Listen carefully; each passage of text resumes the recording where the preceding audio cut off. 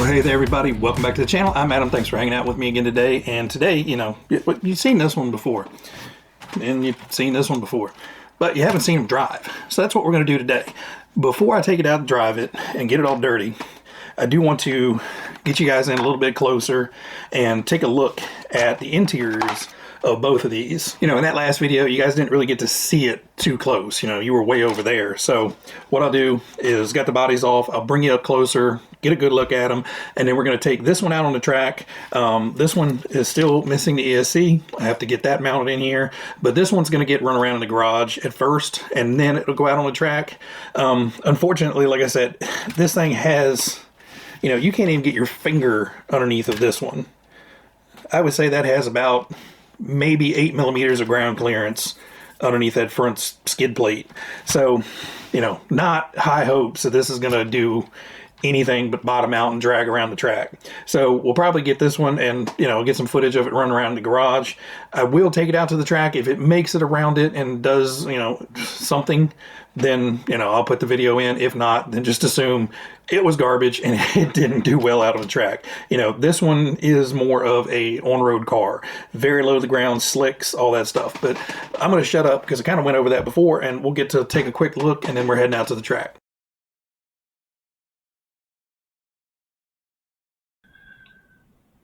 Okay, so basically this is a torque tune motor in here, nothing fancy. We have the 1060 ESC, and then the 5 for $20 Metal Gear servo and standard knockoff Spectrum receiver as normal, you know, the normal fare that's in the car. Overall, it kind of looks like a TTO2-ish style, like a TTO2 type chassis.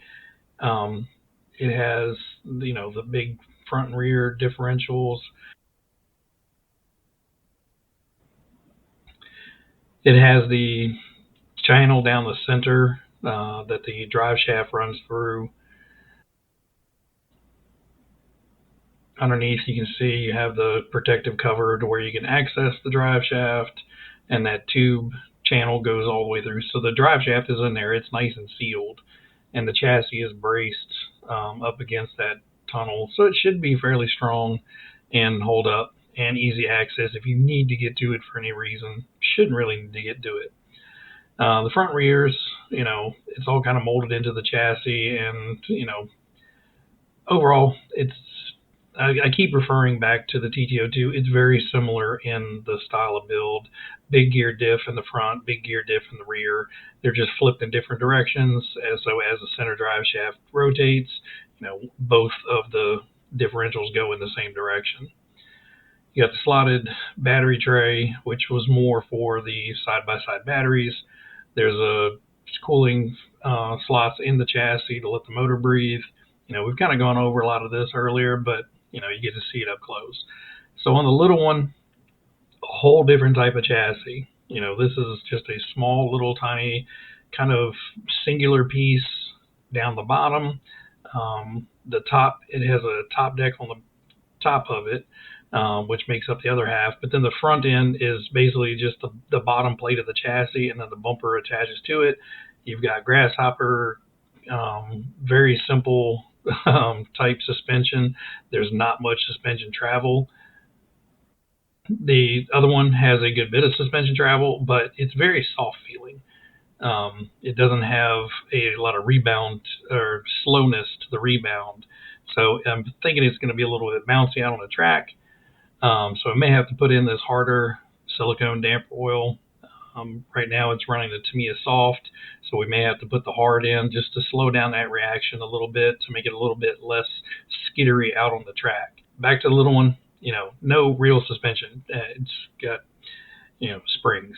There's no dampening at all, but you can see how low that thing is. And I said earlier, 8 millimeters of clearance, it's more like 5.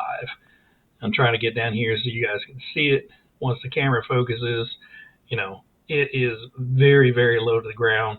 So this one is probably not going to go out on the track. You know, it's just going to chew up the bottom of it. So you can see I can put a pencil underneath of it, and it's actually pushing up on the chassis. So it's whatever the thickness of a standard pencil is, that's your ground clearance on this one. Okay, so this little battery clip here just clips down to the chassis. It locks into place, and then your AA battery thing pops out. The servo wire was hanging on it, but it's designed to hold 4 AA batteries. One-handed, I can't get it open, but holds 4 AA batteries, and it's designed to be user-friendly and super easy for kids to use. Don't have to charge batteries. You don't have to do anything.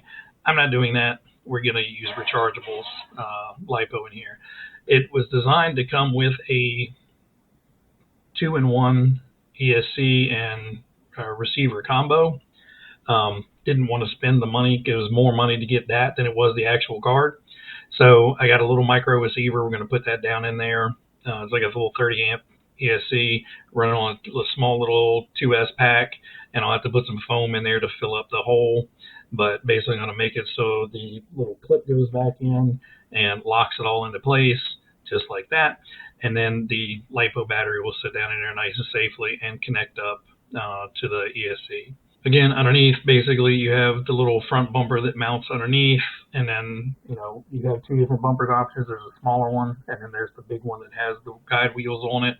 I chose the big one with the guide wheels just because it looks like the Junior, and, it's kind of like that in-betweener type look to it. I kind of like it with the big rolly bumper on there. But again, just a one-piece chassis, a little tiny motor guard on there, a little teeny tiny motor in there. I think it's like a 380 size. I'm not 100% sure. And then that's about it. There's not a whole lot to this one. But, it's a fun little kit to build.